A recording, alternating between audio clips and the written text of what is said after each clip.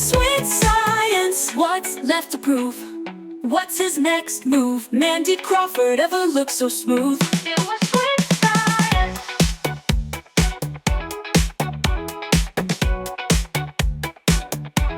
Welcome to the Fight Report Weekend Recap with Hanson Crafton.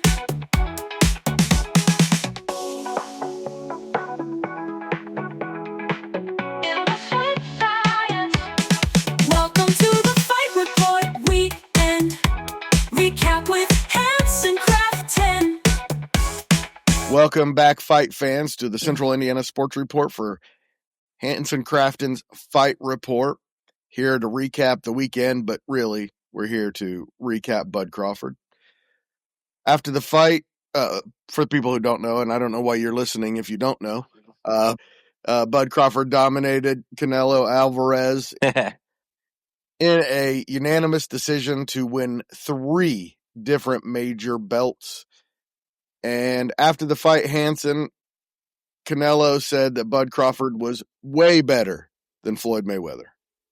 Yeah, I mean, I agree. Like you said the last time, I'm a big Bud Crawford fan. I'm biased towards Bud Crawford. I think this win puts Bud Crawford on the boxing Mount Rushmore. The boxing Mount Rushmore? Yeah, I think so. Wow, that is big praise, man. Yeah, I think his resume speaks for itself. You know, 3-weight undisputed in the 4-belt era. Nobody's done that. And just the way he's beat some of these guys.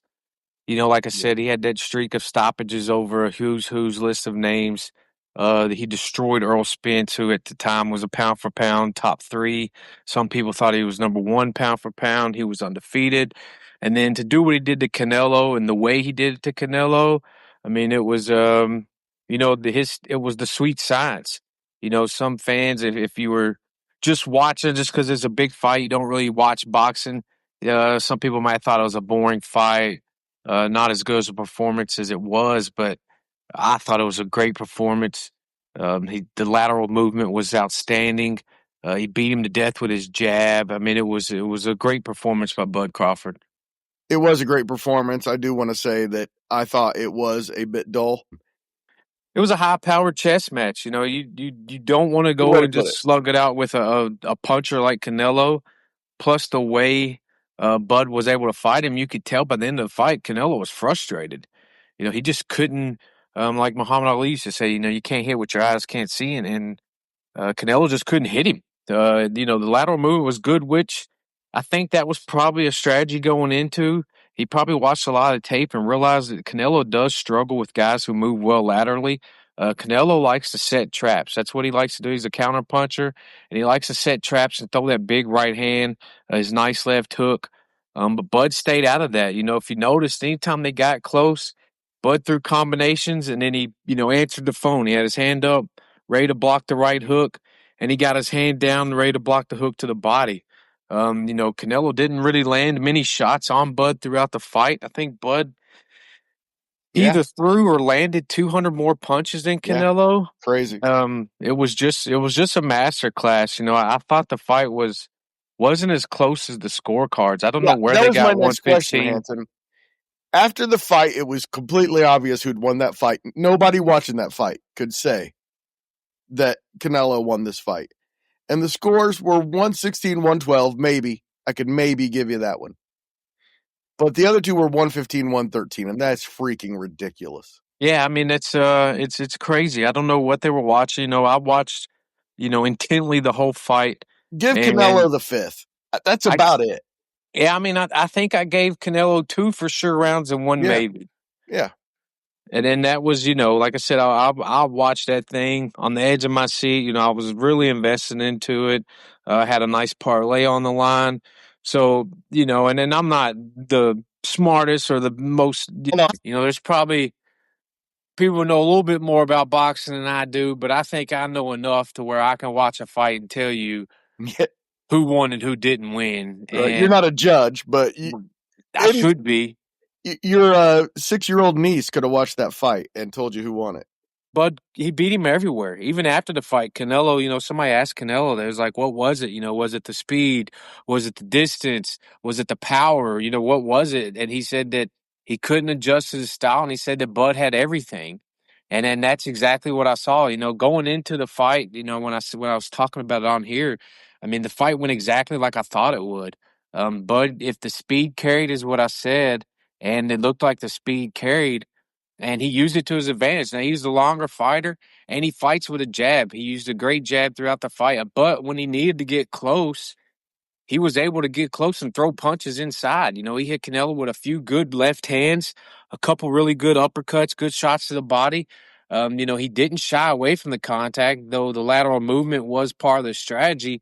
When it was time to go in there and throw, he threw, and it looked like he got the best of Canelo on the inside as well as the outside. Is there anyone for Crawford? I don't think so. I mean, he's 37 years old. I don't think he's in a position where he needs money. He's going to stick around and put himself in fights he doesn't need to be in. Um, I don't even think he's a fighter's fighter. I don't think we'll see him getting in any of those stupid exhibition fights. Good. Maybe they do the rematch just for the fans' sake, and it will be a huge payday for him again. But honestly, I could see Bud probably retiring. He retired 42-0, the only three-weight undisputed champion in the four-belt era. He's not retiring, Hanson. I could see it. I think his He's not legacy's set. retiring. I really don't know if there's anything left for him to do. Maybe Still Benavidez, young for a but I don't know fighter. if Benavidez can get back down to 168. So He's still that would, young for a fighter, man. yeah. I mean, but he's 37. He probably Young for a wants to. fighter. He probably wants to ride off to the sunset. I don't know. Like I said, he may do the rematch. I don't see a really reason to do a rematch. I don't either. I didn't see a Plus, fight that earned a rematch. me neither. I don't think there's anything that would be different in the second fight. Nope. I think Canelo landed some good shots and Bo was able to take them.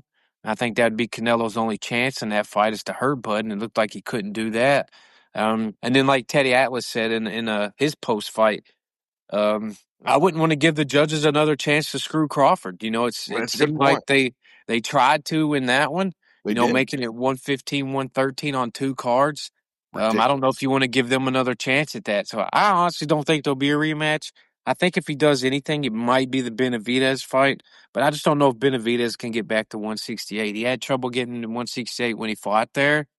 He's moved up a weight class, and I think he'll probably stay there. And I don't think Bud will go any heavier. 168 seemed to be probably as big as he needs to go. Yeah, it's kind of odd that he's so much better than everybody else at this point. And I want to say this, at least the comparison to Mayweather, my first thought was, yeah, and Crawford's likable. Mayweather's a complete Well, dude. that and Crawford's going to give you a little bit more offense. Mayweather is strictly defense. Yep. Crawford's going to give you a little bit more offense. One of the most boring fighters I've ever seen. Yeah, but man, his defense was really good. Best name ever. The games don't get hit. But that's not what people want to see. No. It's just, I've seen a lot of people complain, going from the UFC to that. They're like, oh, the UFC fight was just so much more entertaining. But it's two completely different sports. Like I said, boxing's a sweet science. There's certain things people won't pick up in a fight, a good boxing match that others will, that, people like me will tell you is a more dominant skill than just going in there and going blow for blow with somebody. Maybe all the fights need to happen in Japan because they got the scores right. You're surprised that Inoue went the distance, but dominating scores. Yeah, I mean, I watched that fight, and it just seemed like, there's a couple ways to fight in a way. If you fight him like Cardonas did, Cardonas was successful. He was able to drop in a way early in that fight. He caught him with some big punches, but you got to put yourself in danger to fight him like that. And I just don't think that his opponent Sunday morning was willing to do that. I think he was okay with trying to win a decision or lose a decision. I don't think he was there to go out on his shield. Inoue's a big time counterpuncher as well. Now he will lead the dance some too. But it just seemed like anytime Inoue put the pressure on, he was able to escape. It didn't really seem like he was willing to get in a firefight with Inoue. And so I think that's why it was so dominant, though. I just don't think the guy was there to win. What's next for Inoue? Nakatana. It's What's well, up? actually, Official? no, there was that fight that we mentioned the other day. He's already got one scheduled for December, but then that's another kind of warm up fight. Nakatani is going to be on that card as well. He's probably going to be the co-main event, and then them two probably will meet for just a huge fight at 126 pounds. You're gonna have you know, two of the better fighters in the lower weights. You The know, 77th in Riyadh against Alan Picasso. yeah, he's the mandatory. I think he's WBO mandatory for 126 pounds. So I think in a way kind of has to fight him. But like I said, Nakatani's going to be on that undercard, and then if all goes well for both of those guys, they're going to fight in early 2026. And like I said, it's going to be a huge fight. Probably be over in Japan, and I mean, you probably could put that in the Tokyo Dome and they'll fill it up. Yeah, and then some. Any chance for Picasso? I don't think so. Because I know he's a good fighter. Yeah, I mean they're all good fighters once you get to a certain level. You have a handful of guys that are just special, and Inoue's one of those guys. You know, even in his last few fights when he's ran himself into trouble being a little aggressive, he's still able to come back and get those victories and get stoppages too. Inoue, he's just one of those guys. He's super dangerous, but he's also a really good fighter, and he's super intelligent in there as well. You know, like I said, sometimes he gets a little aggressive, but I think he's kind of learned from that. And he's a fan favorite. He wants to get the knockout. He likes to get the knockout. So sometimes he does go for it. But as you saw in his last fight Sunday, he will pick you apart for 12 rounds if he needs to do that as well. So I think Inoue just has more ways to win than Picasso does, and I think he'll beat Picasso and then move on to the huge Nakatani fight. Two-part question. Are those the best 2 pound for pound in the world now after this weekend? And are they your two favorites? There are two of the three. I still have to put Usyk in there just for what he's done. I can't take that away from Usyk.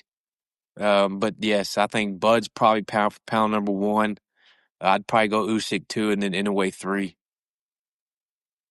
Yeah, Usyk's not that good. He's fighting against a pretty weak heavyweight division. You can only beat who they put in front of you. Right, but I'm just saying. I still give it to him. You know, he was the cruiserweight world champion as well. So true. You know, he's cleaned out two divisions now. Good So point. I still give him credit for that, and I do think the heavyweight boxing is down compared to what it used to be. But he's heading back. I hope so. I just think now all your big athletes are going to play football, but we'll see. Americans, yes. Yeah, Not going to see Americans. many Americans. You know, I still give Usyk a lot of credit. You know, I thought very highly of Tyson Fury, and for Usyk to beat him twice, it kind of jumped Usyk up on my all-time list as well. So I still put Usyk in the top three pound for pound, but I definitely think Inoue and Bud Crawford are there as well. So it was a great weekend for you. Tell me what happened in the UFC. UFC went kind of like I thought. I said when you had two guys with very bad blood, there was two ways the fight could go. Lopez ended up getting a stoppage in the second round. And I think Silva just he let his emotions get the best of him in the first round. He was doing okay in a stand-up. He tried to throw a little spinning back kick, got taken down. Lopez was able to control him on the mat a little bit. And then in the second round, Silva started kind of picking him apart a little bit on the feet. And he started to get a little too aggressive, kind of like I talked about in his fight before with Bryce Mitchell, coming in with his hands down, throwing punches, kind of leaning into him. And it seemed like he had Lopez hurt. He had him backed up against the cage. And he just was leaning into his punches, got caught off balance. Lopez hit him with a little spinning elbow, knocked him down, and he was able to finish the fight. So it was a good fight, though. It was really entertaining.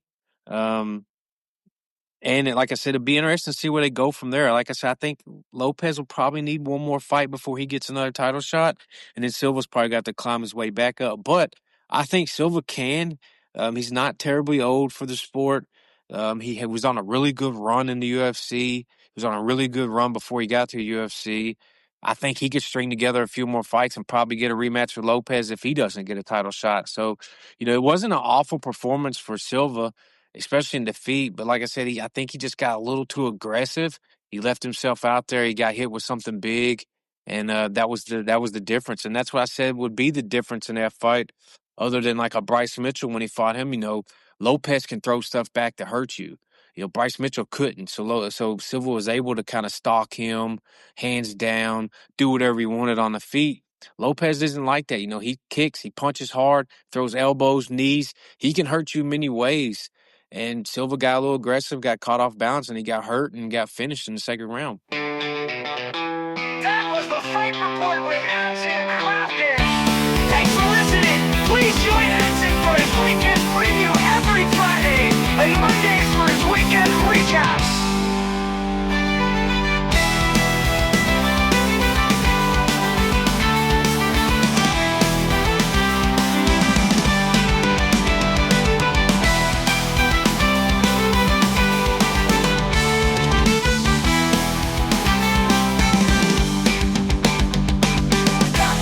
Report with Hanson Crafton. Thanks for listening. Please join Hanson for his weekend preview every Friday and Mondays for his weekend recaps.